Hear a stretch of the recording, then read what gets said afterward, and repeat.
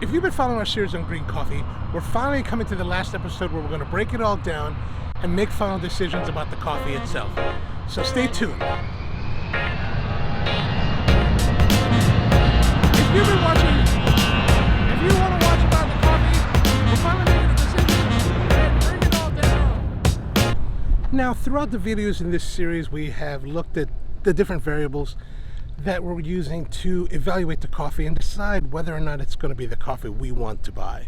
So like we talked about in the earlier video, we have this form here, which is our Spro coffee green grading form. And basically we have combined all the data that we need into one sheet to cover all of our needs. Meaning that I only need this sheet now as a reference to review the different aspects of the coffee. So when we were inspecting the green coffee and doing the sorting and grading, we found that the color was green. It had very clean aromas, be 11.6% moisture, which I think is a little bit on the high side, just slightly. Not something necessarily to be tremendously worried about. Let's say if we were getting close to 12%, then we'd worry. I mean, really our range is 11.5, so just 0.1 over 11.5 is not bad. The thing is, when you start to get high moisture, you get a lot of the susceptibility to mold and fermentation in the bag. Maybe some other problems may come up, as well as if it's really, really moist, you'll have faster degradation of the coffee, so it'll age quicker. There's no real time limit on that kind of thing. It could happen in 2 months, it could happen in 6, it could take a year, but either way, you're probably going to get a shorter lifespan out of the coffee if it has a really high moisture content. The density was 0.74, which was pretty good, but that's a pretty hard coffee. In the defects, we had a total of 10 category 2 samples. However, that only was equivalent to one full category 2 defect with no category 1 defects. So we would consider this coffee to be specialty based on the number of defects that we counted in the 350 gram sample. Then from there, we took the coffee and went into roasting. So we roasted it up, and we charged it at 205 Celsius. It roasted for about 10 minutes, 20 seconds, and we dropped it at 194.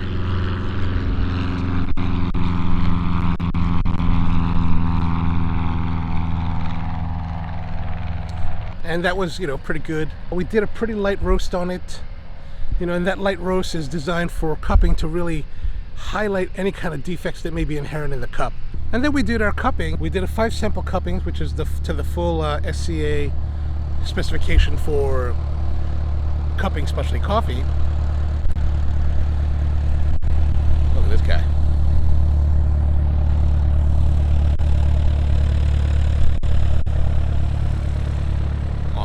Awesome. So that cupping was good. It was very good. So what we tasted was a lot of apricot, kumquats, a little bit of spice. The coffee was very good. Strawberry notes, fragrance, and aroma. The score we gave was 7.5 for fragrance, flavor 7.5, aftertaste 7.25, acidity 7.75, body 7.5, balance 7.75, and then for uniformity, clean cup, and sweetness, they were all even, so we gave them all 10s. And then our overall evaluation score was 7.75. So those scores combined give us a total score of 83 points. Now, 83 points, that's fairly good. I mean, that's specialty, and I think a lot of people will be disappointed with that score, especially at a $6.75 price tag. People will be disappointed that I scored it with 83, and I get that. On the Genuine Origin website, their cupping notes gave a score of 88.5, which is 5.5 points higher than mine. And that could be the difference between the cupping that I did, and that was probably done several months before. So the coffee may have changed. Also, different roast degree can have an impact on how the flavor performs in the cup. And then, of course, there's always that possibility that we're just seeing things differently depending on their cuppers. As far as how we perceive the flavors, how we perceive the different attributes of the coffee. This is where cupping in a group can be a little bit more beneficial, that you have more people to discuss your scoring with and figure out better calibration. However, a lot of times you're cupping on your own, and that's just kind of how it is, and so you really have to rely upon your own judgment and experience to figure that out. So let's look up this score here. On the Genuine Origin website, they actually have a review from one of the other customers, coffee roasters they have in America. And this one comes from Ram's Head Coffee Roasters. I'm not sure exactly where they're located, but they give the score 5 stars and write to say, I have been buying coffee from Go since they started. The Termico is a unique offering that is very good. A fabulously smooth mouthfeel if roasted lighter, hints of citrus acidity but not overwhelming. I usually don't review coffees, but this coffee hits the mark. It's expensive but worth it. And that's one of the things that you have to figure out is the coffee worth it to you at the price point that it's being offered? In this case, we have a coffee that really,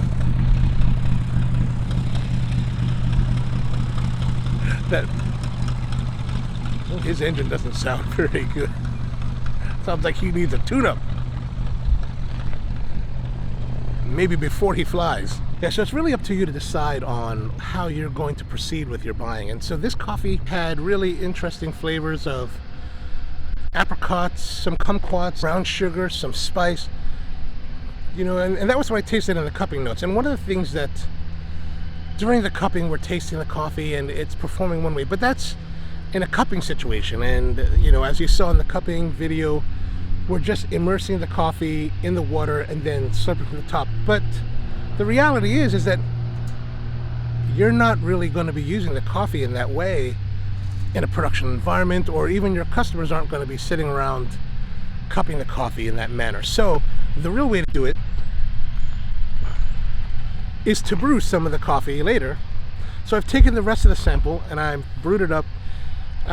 This time I used an AeroPress and brought it along so we could taste.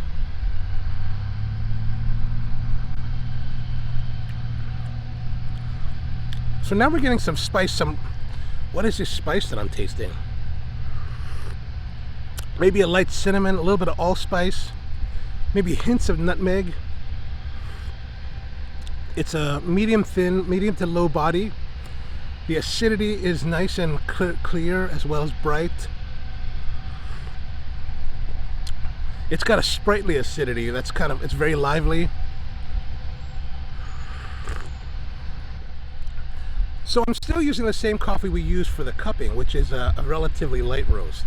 I imagine there'd be a little bit more pronunciation of some of the flavors if you gave it a little bit longer. Like you get past first crack and you wait another like 35 seconds, you'd probably get something really nice developing. And you diminish that acidity a little bit.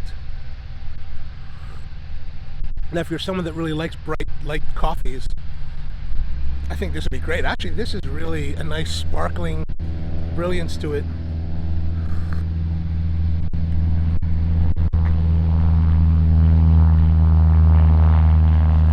That sounds better. And I think if you're the kind of roaster that is into light and bright, nice structure, actually this is really quite enjoyable. If that's the kind of coffee you're into, I can see that your scoring would be a little bit higher than mine, probably pushing it even up. Let's say you added another half a point from where I was on the categories. Let's say of the 7 categories, you're adding half a point. So that is another 3.5 points. So yeah, there you are. Suddenly you've gone from 83 to 86.5, which is much closer to the 88.5 that was given. And it's just big for a nicer cup of coffee. Look at this guy. Cheers.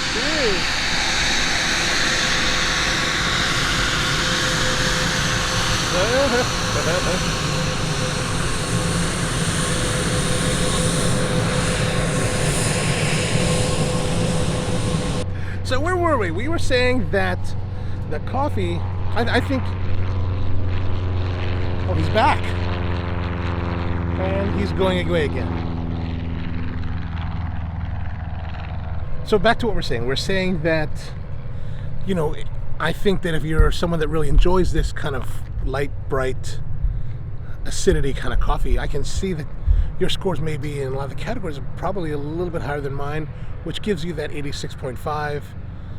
That would be close to the 88.5. So yeah. So really, again, it just goes to show you that there can be some variations as far as your own interpretation of the cupping. And then again, the question is it worth $6.75? There's a lot of things I think that go into determining a final price that you're willing to pay for a coffee.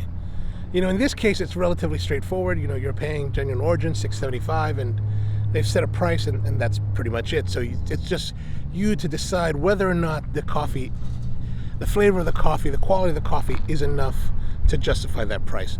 And just because I say it's 83, I might find a lot of characteristics or other aspects of the coffee that make it worth that price. And what I mean by that is, like, if I'm actually doing the personal sourcing, we have relationships, and we may have asked for certain things to have happened. Like, there are certain producers that we work with where we're asking them to do very particular runs of coffee, productions of coffee, to meet the specifications, or at least to meet the ideas that we have in our minds, right?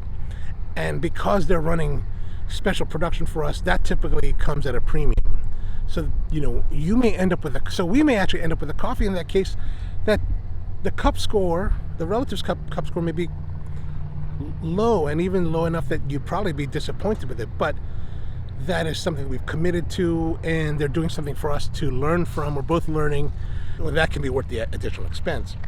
Also, there may be times when your cup score may be low, but your customers are not buying cup score. Like, I'm not buying coffee based on cup score alone.